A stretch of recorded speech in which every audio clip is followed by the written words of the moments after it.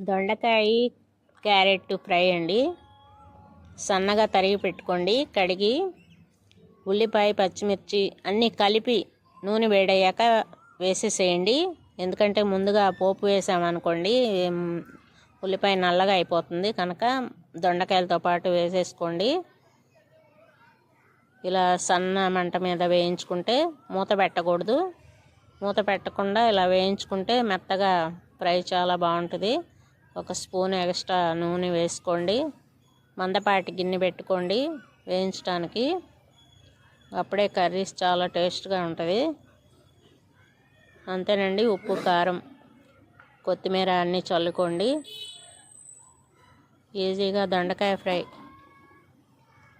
చాలా చాలా టేస్ట్గా ఉంటుంది. ఇలా ట్రై చేయండి. మూత పెట్టకుండా వేయించుకోండి. ఏదైనా ఫ్రై లాగా వేయించుకోండి. లైక్ చేయండి, షేర్ చేయండి. Please subscribe.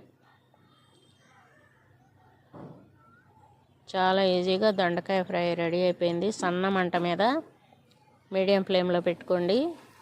మూత పెట్టకుండా వేయించుకోండి. అప్పుడే ఫ్రై చాలా బాగుంటుంది. బాయ్.